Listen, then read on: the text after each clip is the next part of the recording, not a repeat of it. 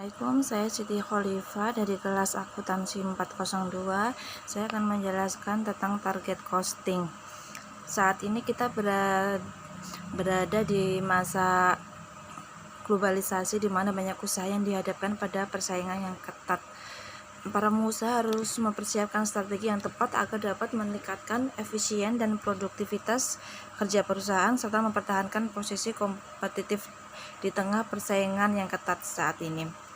Semakin banyak perusahaan yang beroperasi, maka akan semakin banyak pula strategi yang digunakan perusahaan dalam menjual hasil produksinya dan jasanya agar menarik banyak konsumen. Tidak sedikit perusahaan yang baru berjalan, tidak lama kemudian perusahaan tersebut gulung tikar atau bangkrut karena tidak dapat bertahan di tengah-tengah persaingan yang ketat. Tujuan akuntansi adalah memberikan informasi kepada pihak-pihak yang berkepentingan untuk mengetahui kinerja ekonomi dan kondisi perusahaan. Banyaknya persaingan yang ada saat ini mengakibatkan sulitnya perusahaan menentukan harga jual. Maka daripada itu, salah satu metode yang dapat digunakan dalam menerapkan harga jual agar dapat bersaing di pasaran adalah metode target costing. Apa itu target costing? Target costing merupakan metode perencanaan laba dan manajemen biasa yang difokuskan pada produk dengan mempertimbangkan proses manufaktur sehingga dapat digunakan untuk mencapai tujuan perbaikan usaha pada pengurangan biaya operasional produk di masa depan. Target costing dibuat dan berlaku umumnya untuk produk baru dan produk di generasi berikutnya. Penentuan target costing ini dimulai oleh perusahaan, yakni dengan memahami pasar dan keinginan untuk memenuhi kebutuhan konsumen, meningkatkan kualitas produk, fitur, ketepatan waktu, dan juga harga produk. Tujuan dan karakteristik target costing. Menurut Moden dalam Febriana 2016 4,4, target costing mempunyai dua tujuan, yaitu mengurangi biaya dan juga yang kedua yaitu memotivasi. Menurut Rodianto 2013,148 dijabarkan bahwasanya target costing memiliki beberapa karakteristik, diantaranya yaitu perencanaan biaya, orientasi perusahaan, dan juga produksi barang. Metode atau alat target costing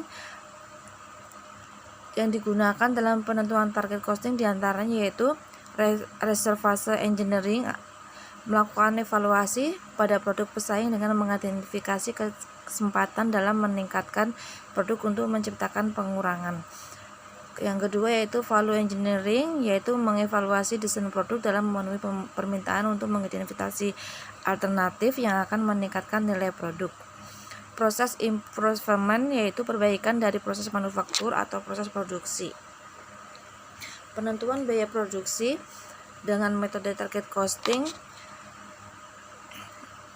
merupakan sistem akuntansi biaya yang menyediakan informasi bagi manajemen untuk memungkinkan manajemen memantau kemajuan suatu perusahaan yang dicapai dalam pengurangan biaya produksi menuju target costing yang telah ditetapkan.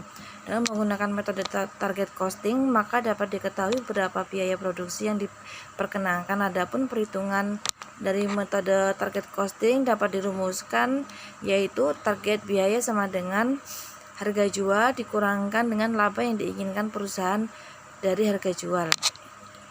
Contoh soalnya, jika perusahaan siap memproduksi mesin diesel baru dengan pasar yang ditargetkan meminta harga jual mesin diesel yaitu 20 juta dan laba yang diinginkan perusahaan adalah 5 juta, maka perhitungan target costingnya yaitu 20 juta dikurangkan dengan 5 juta sama dengan 15 juta.